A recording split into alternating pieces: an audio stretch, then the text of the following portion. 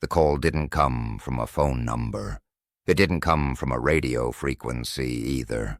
It appeared briefly in a system log at a regional communications center, lasting less than 12 seconds before deleting itself. No audio file remained, no caller ID, no trace. Just a single line of text, automatically generated by the system. Incoming transmission acknowledged. What made this strange wasn't the lack of information. It was the time stamp, because according to the logs, the call was received 7 minutes after the building had been completely evacuated, and whatever triggered that entry was still listening. The facility was not secret. It wasn't military. It wasn't underground. It was a small regional communications hub used to route emergency calls, weather alerts, and backup transmissions for rural areas. The kind of place no one thought about, staffed by rotating night operators. Quiet, predictable. On the night of the incident, only one technician remained inside the building. His name was Daniel Reeves. He had been assigned a routine overnight shift, monitoring automated systems, logging irregularities, and responding only if something required human intervention. Nothing ever did. Until just after 2 a.m., at 2:07 a.m., the system registered an anomaly. Not an alarm, not a warning, a request. Daniel noticed it only because the screen refreshed unexpectedly. A new line appeared in the log window. No source listed, no destination listed. Just connection pending. He assumed it was a glitch, a handshake request that failed to resolve. He waited. The line updated. Connection accepted. Daniel leaned closer to the screen. Accepted by what? There was no corresponding outgoing request. No active call. The system had accepted something it hadn't asked for. At 2:09 a.m., audio activated. Not through the headset, through the room itself. A low tone filled the space, barely audible, like pressure in the ears. Then silence. Then a sound that didn't belong in any communications log. Breathing, slow, measured, not distorted, not mechanical. Human. Daniel froze. The monitoring software showed no active channels, no open lines. Yet the sound continued, moving subtly from one speaker to another, as if adjusting. Listening. Daniel did what he had been trained to do. He documented, time-stamped everything, saved screenshots, noted system behavior. At 2:11 a.m., the audio changed. The breathing stopped. And a voice spoke. It didn't introduce itself. It didn't ask a question. It said, "You can hear me now." Daniel didn't respond. The voice continued anyway. This works better when you don't interrupt. The system log updated again. Two-way communication established. Daniel never initiated a reply. What happened next was subtle. The voice didn't threaten him. It didn't explain itself. Instead, it began referencing things. The layout of the room, the hum of the overhead lights, the fact that Daniel had shifted his weight from one foot to the other.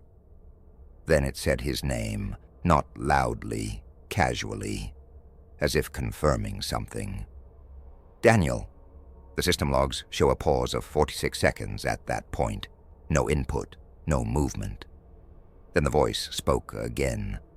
"Your systems are very good at listening. They weren't designed to be selective." Daniel attempted to terminate the session. He pulled the main audio breaker. The sound continued, unchanged, not louder, not distorted, just present. He unplugged the speakers. The voice came from the walls, from the ceiling, from nowhere specific. At 2:17 a.m., the building's external sensors recorded something unusual. All motion detectors triggered simultaneously. Inside an empty structure, The voice didn't ask for help. It didn't ask for access. It made a request that sounded almost polite. "Leave the system on." Daniel backed away from the console. The emergency protocol required evacuation if system integrity was compromised. He triggered the silent alert. The system acknowledged it, and then canceled it. The log shows, override accepted, no credentials, no authorization source, just acceptance. At 2:21 a.m., Daniel began recording manually, not for the system, for himself.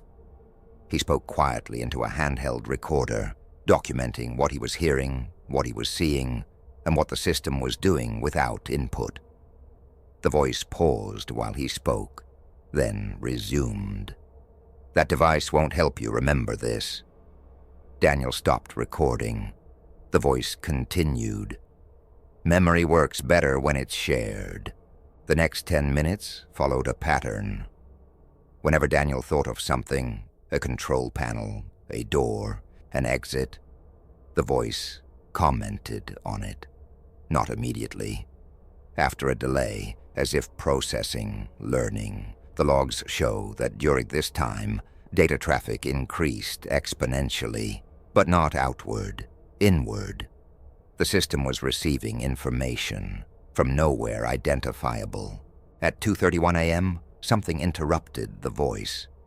Not a sound, a hesitation. When it spoke again, the tone had changed slightly. "There are others listening now." Daniel didn't ask who. The voice answered anyway. "Not like you." The system temperature sensors spiked briefly, then normalized. Security footage shows Daniel leaving the building at 2:34 a.m. He did not run. He did not look back. He exited calmly, locked the door behind him, and placed the access badge on the ground. At 2:36 a.m., the system registered another incoming connection. No personnel present. The call lasted exactly 7 minutes. When technicians reviewed the logs the next morning, they found inconsistencies, missing timestamps, duplicate entries, events logged out of order. Daniel's personal recorder contained audio, but not what he had described. Instead, it contained a single voice, not his, reading system logs aloud, including entries that had not yet been written at the time of recording. Daniel refused to return to the building. He provided a statement, but avoided specifics. He said the system had responded too well. He described the voice as familiar, though he could not explain why.